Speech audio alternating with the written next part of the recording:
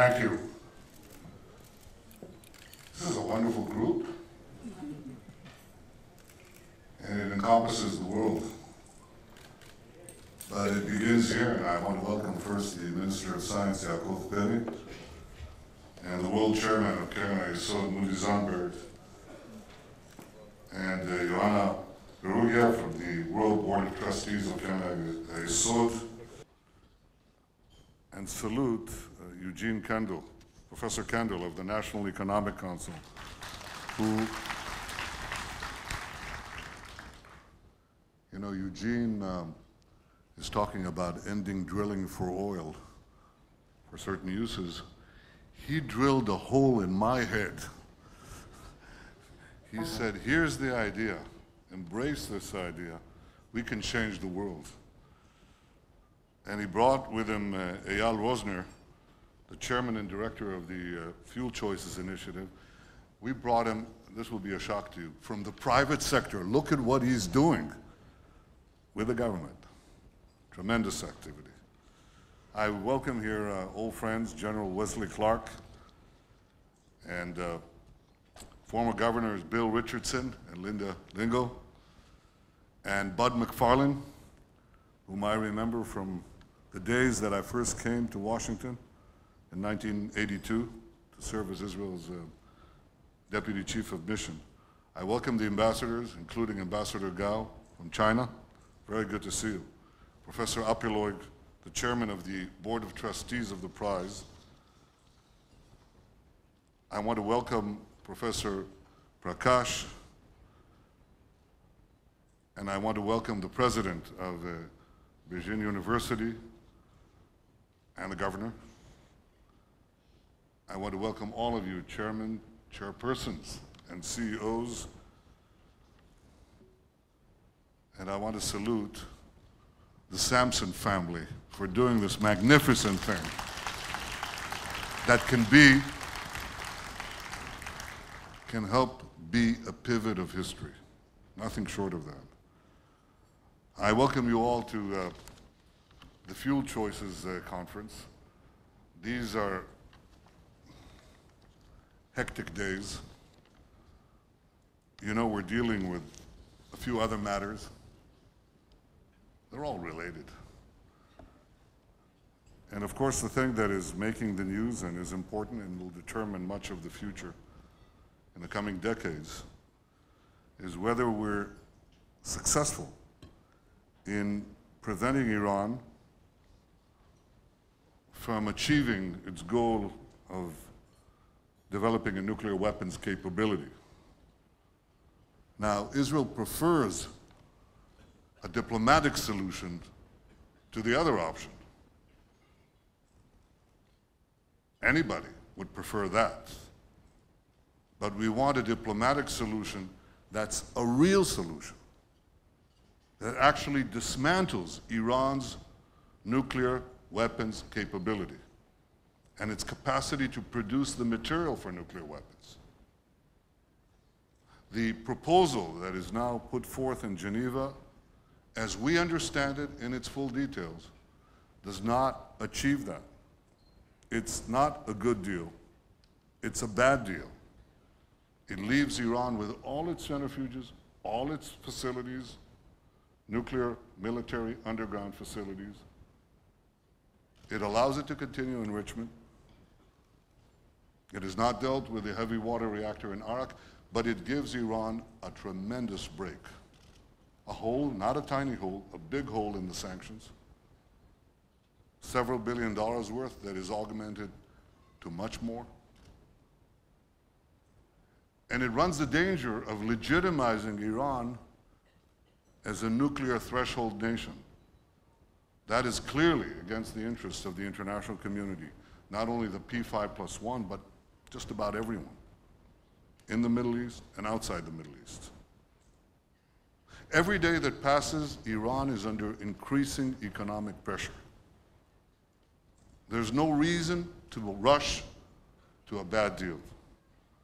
We must use the time that's been gained this weekend in Geneva to achieve a good deal, a good deal that dismantles Iran's military nuclear capability. The deadline for achieving this is the day that this is achieved, not sooner. And I know I speak here not only on behalf of Israel, but on behalf of many, many others. Not all of them speak out, but many of them think this. It's my obligation as the Prime Minister of Israel, a people who have faced unbearable challenges in our past, when we could only be silent. It's my obligation not to be silent. But in speaking up, I speak for a bigger cause, the cause of peace, the cause of security, the cause of humanity. This is what we're discussing here today. The cause of peace and security and clean air and cheaper prices, a world free of the oil monopoly.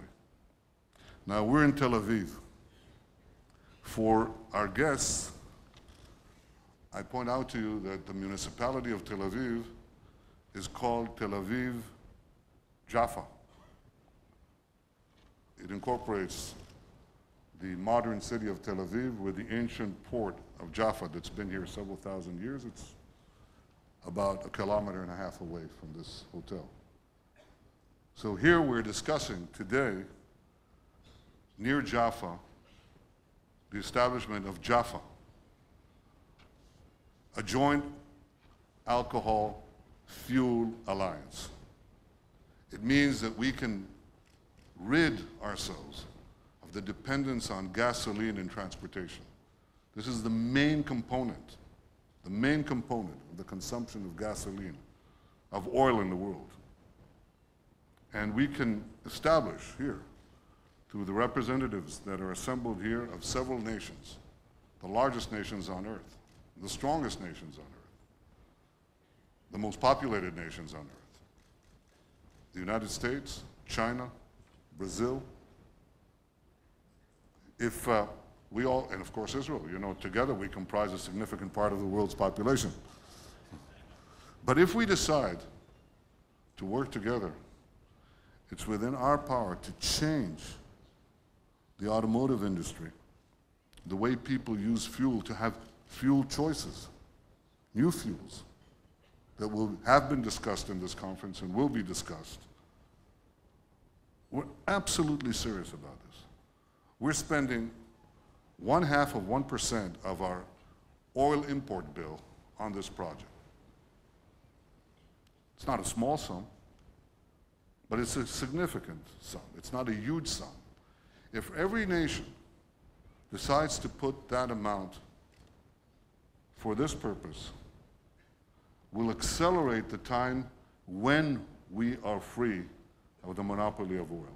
I didn't say whether, I didn't say if. There's no question we'll be free of it. But if we work together, we can be free a lot sooner for everyone's benefit. And that's why I welcome all of you who have decided to come here to the Fuel Choices Summit.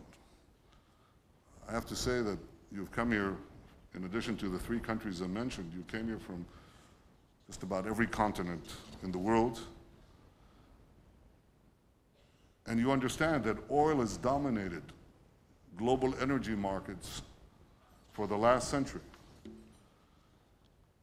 And this has been nowhere more pronounced than in the transportation sector. It accounts for nearly 2/3 of global oil consumption. There are vast natural reserves of oil that are used for near total monopoly by the internal combustion engine. And infrastructure and policy barriers to the development of alternative fuels exist all over the place. There are vested interests, we just discussed this, vested interests that seek to prevent this transformation. So this has led, these vested interests have led to almost a complete dependence on oil for transportation. There's no technological reason for this. There's no economic reason for this. These are artificial barriers that are kept by a very strong set of vested interests to the detriment of humanity, of our societies. Now, oil today is seemingly an irreplaceable strategic commodity for every country, seemingly. But this dependence on oil has come at a very steep price. From a strategic perspective, the monopoly of oil and transportation has led to the inflated importance of volatile countries in this turbulent region. This has been and remains a source of tremendous international instability. Now, oil wealth in some countries has led to a positive development, I'll grant you that. But in others, it empowered radical and rogue regimes, allowing them to fund terrorism across the globe and to build dangerous conventional, and now as they seek to do so, non-conventional weapons, including nuclear weapons. From an economic perspective, the inability to diversify away from oil has led to sustained high energy prices over the past decade. And this high expenditure for nations around the world is especially painful in light of the global slowdown of economic growth. This is one of the things that is pushing, it's like a weight that is pushing countries' economies down. It hurts the developed countries trying to battle their way out of recession, and it hurts the developing countries and those that have yet developed by putting this tremendous burden on them. And of course, the lower the GDP per capita, the bigger the share of energy costs on the average household. They pay, literally pay through their pockets, with their food, with the amenities they need for life. They pay for this oil cartel. And this induces poverty and stifles growth. From the environmental perspective, dependence on oil has limited our ability to reduce global greenhouse gas emissions, 40% of which emanate from burning oil. I've just heard from our guest from Brazil that in one part of Brazil that freed itself of oil, went to methanol, I believe. Ethanol, sorry. There's a difference between the two, and if you don't know, Eugene Kandel will explain it to you. They went from oil, from gasoline, to ethanol, and within 5 years, is that right, Mr. General? 5 years. They reduced their emissions, carbon emissions, by 26%, 5 years, just for that transformation. Think how many lives have been saved, how life expectancy grows, how the quality of life improves. One place, just that decision. Now, there have been significant international efforts to introduce and implement requirements for lower carbon emissions, but we haven't yet turned the corner as you did. And we can, it's within our grasp. There are vested interests, just that, vested interests, with no economic rationale, no environmental rationale, no security rationale. All the rationales are in the opposite direction. And it's within our power to change it. I believe that for all these reasons, it's important that we identify the reduction of global oil dependence as a strategic policy imperative for all our countries. This is something that we have set forth 4 years ago. When I became Prime Minister for the second time, I thought, well, if I got the second chance, surely we have to do other things. Many things. This is a big thing. It's a very, very big thing. And we've made a 10-year commitment to this goal with substantial government funding, made a 10-year commitment to overcome the cycles the fluctuations of oil prices. So we have a continuing investment. And our goal is to work together with international partners to create other options for fueling global transportation. We're determined to end the monopoly of oil in transportation. And we are here today as part of a global effort to reach that essential goal. I'm honored to present the $1 million Eric and Sheila Sampson Prize, the Prime Minister's Prize, for innovation in alternative fuels for transportation.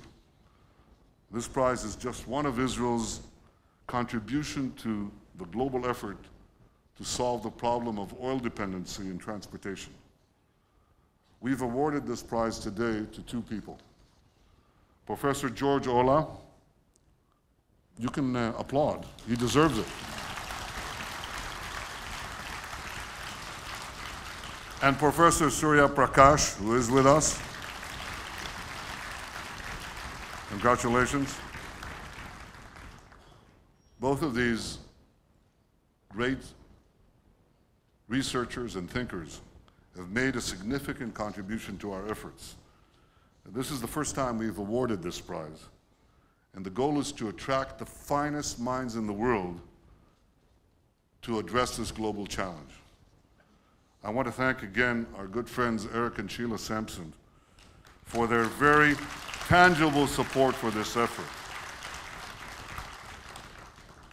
You know, you really put your money where your hearts are and where your mouth is. But it's something that you share, a commitment that you share with all of us. And I think this is a prize that will reverberate around the world. We have talked about changing the world, and we use the example of salt, because salt used to be the universal and irreplaceable strategic commodity. It was absolutely necessary for food preservation for many centuries. But this was replaced in a very short time by the invention of canning and the invention of refrigeration. It turned salt from an indispensable commodity to just another option for food preservation. This is what we want to achieve with oil. To achieve the technological revolution that does to oil in transportation what was done to food, what was done to salt in food preservation. It's an enormous challenge. But by focusing the world's best minds on this task, by investing the necessary resources into this project, by maintaining a steady course and providing consistent support to those involved in this effort, we can change the global energy market. We can change this planet for the better. I believe that this is doable. I think we're at the cusp. I sense the change. I see our friends from around the world, and especially from the leading countries. I see the minds that are gathered here. I see all of you, and I can tell you, and forgive me for borrowing a phrase, yes, we can. Thank you very much.